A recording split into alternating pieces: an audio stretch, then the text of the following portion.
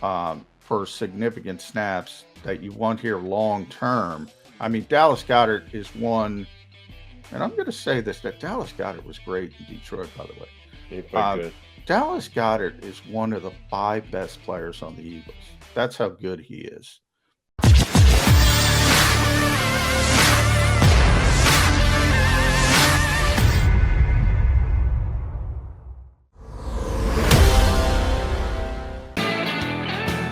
You got your Mac and Mac guys here on Birds 365. Thank Dave Zingaro for hopping aboard. Always good insight when Dave gets with us. We hope to get the same out of Rob Motti, who will be on with us in hour number 2.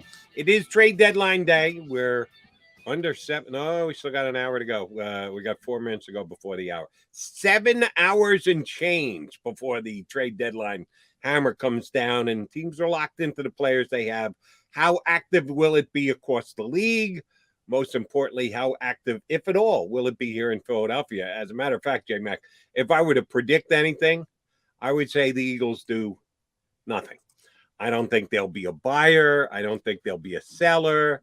It's always the best. It's always the best bet, Jody. Always the best bet. Remember, they already made 2 trades, so people get things done earlier these days. They already made 2 trades with Zach Ertz and Joe Flacco. So, but I'll give Jason LaConfort credit. Sorry if I interrupted you. He was the guy who I saw on Saturday mentioned that Vaughn Miller was available, and it came as a surprise to me. I was doing a show Saturday night on CBS Sports Radio, and I had another CBS football guy on, and I said, your cohort, Jason LaConfort, says that we could see Vaughn Miller traded. And he said, yeah, that came out of left field to me. I didn't know that the Broncos would actually go there, and I doubt that they will. I didn't think it was going to happen either. Boom, he's gone. And the Rams pushing all their chips into the table to get another star player to take a Super Bowl run this year. So we have seen a couple of big-name guys get dealt. I would put Zach Ertz in that category. Yeah, the Eagles aren't going to do something like that. Well, no. I mean, they're not in a position to be in where the Rams are. The Rams are all in, as we say, and they should be. And the Rams right now do not give a flying you-know-what about draft picks. And they shouldn't. They shouldn't, because now all of a sudden you have Von Miller to team up with Aaron Donald. Look, that team is a significant Super Bowl contender. I think they're the best team in the NFC on paper.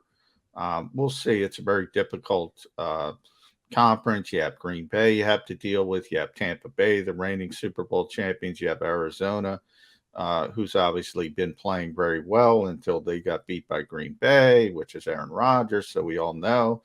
So you're going to have teams beating up on each other. But man, the Rams are good, and they should be going for it. The Eagles aren't in that position, so no, you're not going to go after Von Miller. You're certainly not going to be buyers. Now, if there's a player like Dave mentioned a little bit that you have an extra year on a rookie deal, you think he can help you, you want to bring him in from that perspective, fine, I could see that happening. But when you're talking about big seize the moment trades, there's only one potential, and it's been out there for months and months and months and months, and that's Deshaun Watson. And he's only waived his trade clause from Miami. I still haven't seen anything that's come off that. And if Miami holds their ground and says we want more certainty in this, they're not going to get it. So that he's not going to move either. That's the only big move, big splash move. Everything else would be small, under the radar. Not that it couldn't help you. And more likely, the Eagles would be sending people out. Look, Ryan Kerrigan, if you can get somebody who's desperate to give you something, do it. Same thing with Anthony Harris. And Steven Nelson, probably the most interesting, because they don't have somebody to play right away if they trade Steven Nelson, but they could get value for Steve Nelson, which makes it a little bit more complicated. Here's the difference between Ryan Kerrigan and Derek Barnett.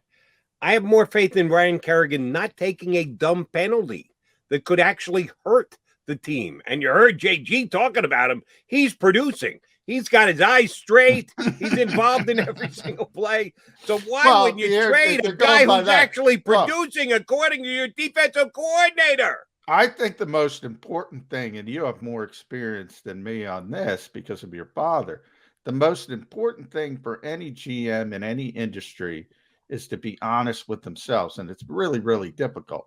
So as a make-believe GM, I'm pretty honest with myself. I know I can tell you what my fault would be. I would listen to the coaches too much because, ultimately you want to get them the players they want. I think your weakness as a GM, Jody, you close the book on certain guys. Absolutely. And bang, it is closed. And I just don't think that you can do that. Is he disappointing? Did he turn out to be what the Eagles had hoped? No, of course not. It's certainly disappointing. But he's still valuable for this particular team at this particular moment. I'm missing the value week in and week out. And I know I was speaking with tongue implanted in cheek when I said Ryan Kerrigan is producing for them. Yeah, I know. No, he's not. Neither is Derek Barnett. He gets a tackle a week. What is that? You can't tell me you put Milt Williams in there. He can't get a tackle a week. You give Kerrigan a couple extra snaps, better chance he gets a tackle. Usually he takes a goose egg, but maybe he actually gets a tackle. You give him a couple extra snaps. Yeah, no, and I know some people put too much emphasis on this, and I want to be careful not to do that. Yeah, you do get out from underneath half of his salary. That's almost $5 million that you're saving under the salary cap going forward the next year. If you trade him, that's off your salary cap going forward for next season. I'm telling you, I'd take a conditional seventh, just to move on and not have someone who could block Milt Williams for potential playing time. And I don't think you would see any drop-off on the Eagles' defensive line play over the last 9 weeks of the season. Yeah, well, I mean, number one, I think, Derek Barnett is, weak side defensive end. Milton Williams isn't going to play weak side defensive end. He had his best game playing mostly defensive tackle. That's his natural position, 3 technique. The Eagles also think he could be a Brandon Graham type down the road in that he could play some base end and be that versatile guy. They don't think he could be a weak side pass rusher. So I think those are not, in other words, if they did trade Derek Barnett for whatever they could get or even released him, I don't think Milton Williams would be playing for him. He doesn't play that position. I think Josh Sweat would be over there and they would just leave him at weak side defensive end, and he would just play there. So I think it's different positions. I don't think they have a natural replacement in Josh Sweat, but that affects you because Josh Sweat has been filling in for Brandon Graham. So you go further down the domino line. And he played a little this week. Taron Jackson got the same number of sacks that Derek Barnett did. I don't think they're concerned about just sacks. I think they're concerned about not getting bulldozed off the line of scrimmage. Taron Jackson, look, he's a young player. He's a 6th-round pick. He's not supposed to be ready to play. He needs a year to add some sort of NFL strength and size and to be able to hold up in the run game. I hear what you're saying. It's similar to cornerback, what we just discussed with Dave. Look, you can throw Tay Gowan out there. You can throw Mac McCain out there. You can throw Josiah Scott. You can throw anybody out there, but it's not going to look pretty is what we're trying to say. Here's the difference between cornerback and defensive end for me. Steven Nelson's actually making plays. He is actually contributing. He is actually getting past defenders. He is actually making tackles. Derek Barnett isn't. So, yes, if you're going with a guy that you're taking a chance by playing like a Jackson at defensive end, like a Tay at cornerback, I get it. Those two are comparable. The guys that you're putting in and what the expectation should be and the amount of experience they have are very comparable. The actual subtraction from your lineup, if you trade Steven Nelson as compared to trading Derek Barnett, I think is night and day. Well, Steve Nelson's played better. I don't think Derek Barnett has played well, but I don't think he's played as poorly as you're making it out to be. As I guess where we have the disconnect. I think he's been competent as a weak side defensive end in the NFL. Again, that's a disappointment from what he was expected to be when he's drafted at number 14 overall. I do think there's a significant downgrade if you start playing Teron Jackson for Derek Barnett. That's where we kind of differ. Now, he's not going to be here next year anyway. I mean, so if you want to take it from just that standpoint and you want to get whatever you can get, I get it from that perspective. And that's why, Dave and I brought up the locker room aspect. You got to balance that part of it as well, because if people see, if the veterans are in there and saying, "Oh, you're getting rid of Barnett, you're just going to play a bunch of rookies who aren't going to ready to play," then you could start going down that negative path. Was there any kind of a locker room reaction when they dump Zach Ertz for a cornerback who hadn't played in the league yet? Well, this year? the Zach Ertz trade is different than the fact that you had a better player who you want to get on the field for significant snaps that you want here long term. I mean, Dallas Goedert is one, and I'm going to say this, that Dallas Goedert was great in Detroit, by the way. He played good. Dallas Goedert is one of the 5 best players on the Eagles. That's how good he is. The rest of the league knows it. The Eagles know it. The Eagles, we bring up Howie Roseman, very rarely admits there will be no discounts with Dallas Goedert. That's because everybody in the league knows what Dallas Goedert is, including the Eagles. That's the big difference with Zach Ertz.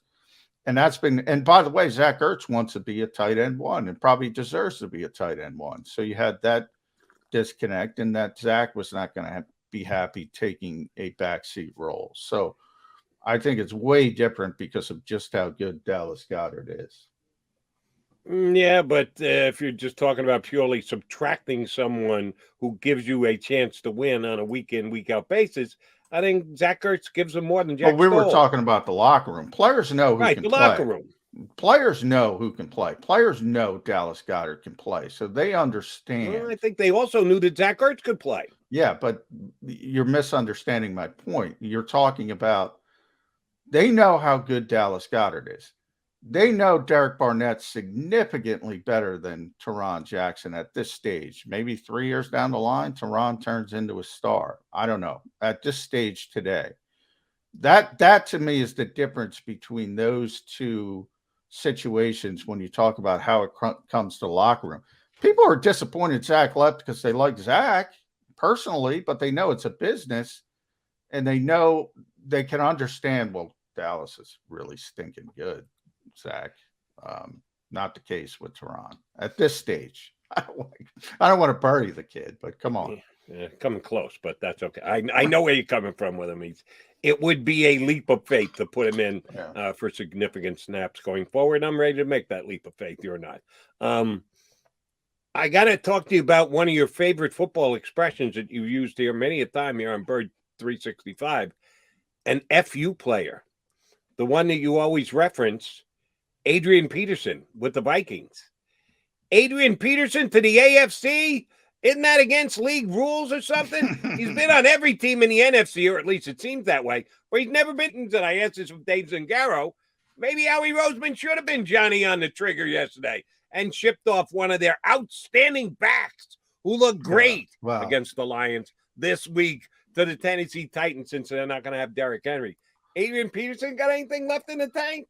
Boy, I don't know. I mean, Adrian's 36, 36 years old at running back. Now, obviously, he's a physical freak. I mean, that guy is just, and he's always been, a couple of years ago when he was in Washington, he's 33, 34, whatever it was at the time. He had that big run against the Eagles. Remember, he's just outrunning people at that age in the NFL. Look, he's one of the, I think he's the best. I got to see him up close for years. I think he's the best pure runner in the history of this league since Jim Brown, at least when he was in the prime of his career, but he's not in the prime of his career. The he's a very powerful runner, so I guess Tennessee is trying to duplicate as much as they can with Derrick Henry, but obviously you can't do that. But from the Eagles' perspective, I heard this from a lot of people, so I'm not picking on you, Jody. Why not trade? Nobody wants Jordan. Jordan Howard admitted Jordan Howard was on the verge of retirement. Well, Right. I'm not getting one call. And the Eagles said, "All right, come back. We'll take a look at you because we like you. But he was done. Nobody wants Jordan Howard. Nobody wants Boston. I was actually kind of surprised that they used him as much as they did. Yeah, I thought Jordan deserved to make this team coming out of training camp. And by the way, I thought he would have made this team under normal rules over Boston Scott. I think they would have not necessarily over Boston Scott. I think they would have kept. He wasn't making over Miles Sanders. He wasn't making over Kenny Gainwell. I'm saying the COVID rules affect rosters. It's different. I'm saying pre-COVID, where you didn't have an opportunity to elevate people from the practice squad, put veteran players on the practice squad. Remember, those are COVID rules. Then you would have to make difficult decisions. And I think the Eagles would have kept an extra running back and said, well, we need the between the tackles guy. And he deserved to make this team. But they didn't have to because of the COVID rules. Now you can stash people on the practice squad. You don't have to worry about it. It's much easier. You can make those easier decisions. I think just from a performance standpoint in training camp, he showed up in really good shape. He showed up much quicker than he was, obviously, when he performed very poorly in Miami. I thought he deserved to make this football team. And he showed it. And good for Jordan Howard. But I don't think there's a ton of value around the rest of the league. So people thinking, well, Adrian Peterson is 36. I mean, Tennessee made their decision. They wanted him because they think he can duplicate, as strange as that word sounds, as close to what they had, and they don't want Jordan Howard. So it's not like Howie's sleeping on the job. Nobody wants Jordan. Just want to throw that in there. I really think that they'd be able to move well. If they could move either or two, would have been Boston Scott, who I think could have brought back that all too familiar now 7th round pick in exchange. Jordan Howard, no. I just put him in the mix because he had a good game last week. So I want to give him the props. Now you're tradable, Jordan. Way to go. You made yourself viable to be out of town. Yeah, GMs, and I'm not going to say, because there's some bad GMs, they're not going to be swayed by one game against an 0-8 team in the middle of the season. I mean, if you are, you're probably not a GM. Right. Not that would be a bad sign. But I do want to add just a couple more trade things. Rob Marty from the Associated Press going to join us coming up in 5 or 6 minutes. Couple of ancillary things you can figure from this past week, trades and or injuries. On the trades, Von Miller going to the Rams, all in. They're going for the Super Bowl. Good news for the Eagles. How is that? Well, they got to play the Broncos in a couple of weeks. I'd rather play a Von Miller-less Broncos squad than a Von Miller Broncos squad. So that's a positive in that the Eagles got the Broncos coming in just a couple of weeks. And the other determination from this weekend was, how about that Carson Wentz? What the hell was he thinking? It's one of the questions we're going to ask Rob Marty, because on Twitter, Rob tried to defend the move that he made and said it was the right thing to do to not take the safety. Have you gone back and watched the play again yet, Rob? We'll bring it up when Rob joins us. But here's the good news. With Derrick Henry going out, despite the fact that the Titans won that game and have now opened up a pretty significant lead in that division, and the Colts could have been 4-4. Instead, they're 3-5. Oh, they're sticking with Carson Wentz. Even with that lame attempted lefty pass out of the end zone, he has only not played a handful of snaps through the first 8 games for the Indianapolis Colts. And they're not giving up on the season, which means he's going to be their quarterback again this week and the week after and the week after. The whole worry of, they might bench Carson because they want to protect that first-round pick. Not happening because Tennessee's not running away in that division. The Colts are close enough, even as crushing as that defeat was, up 14-0 before you could blink on Sunday against the Tennessee. Yeah, they're going to go for it. The Eagles will get the Colts first-round pick this year. Write it down. Jody Mack said so. Yeah, I agree with you in the fact that Indianapolis and I think it's better, and I've said this pretty consistently, if that pick falls to 16, 17, 18, somewhere in the bottom half of the first round, I think that's the best case scenario for the Eagles. Well, not for the Eagles, for people who want the Eagles to take 3 first-round picks, and who want to see that happen. I think it's more likely to happen if it's in that range and you get the 2 top 10 picks. Otherwise, I think you're going to see some bumbling, trading out, trading for next year, trading down, things like that. Can't take 3 top 10 picks. Yeah, but you can trade down no matter where the pick is. If it's 17, you can trade No, down. you can If trade it's down. 14, I'm saying can you trade are down. going. If it's 12, you can trade down. Doesn't matter where the pick is. You can always trade down. Which is why I said if Eagles fans want them to take 3 first-round picks, yes, they are going to trade down. If it ends up at number 9 and you have, for lack of argument, 2, 7, 9, they're going to trade down at some point. They're not going to take 2, 7, 9 is Probably what I'm not. trying to say. So that's all I meant by that. But yeah, it's working out well in the fact that Indianapolis isn't very good, but they're still in it, and they have to play the starting quarterback. So it's working out perfectly from that perspective. From if you're the Eagles, Right, couldn't be better. They're losing. The pick is staying in the top 10. Yet the chance to sit Carson Wentz really isn't increasing because Tennessee is watching their MVP candidate go by the board with an injury. Couldn't have been better for the Eagles this week. They romp. Dolphins lose. Carson Wentz loses, but is not looking anymore like he's going to get benched to save that first-round pick. It was pretty, from a draft perspective, it was pretty much a perfect weekend. Can he pick it? Can he pick it? Did you see how many times they asked him to throw it on Sunday? I did not, to be honest. 55. But I do know 55 passes this past week, and they got beat. Because I didn't know that much about Kenny Pickett, and he's turning into that guy in the NFL. I just started hearing his name from NFL people. And I'm like, well, who the hell's Kenny Pickett? I didn't even know who the hell he was, to be honest, because I don't have time to watch that much college football, which I'm honest about during the NFL season. I don't really delve into that till after the season is over. Man, NFL people like Kenny Pickett. And that's all that matters. I don't care about draft people. I don't care about, NFL people think right now he's the guy. They might be wrong, but I've heard it from multiple. And I'm talking about GM types, multiple. And that's always like they're ahead of the curve, obviously. And then everybody else catches up. And because that's the goal of all of the draft stuff, it should be. It's not about what you think personally. It's about what you think the NFL teams are going to do. And NFL teams seem to love that kid for whatever reason. And I like him. I can't say I love him the way you're describing, but he's a fifth-year kid stuck around. He's supposed to be good by this time.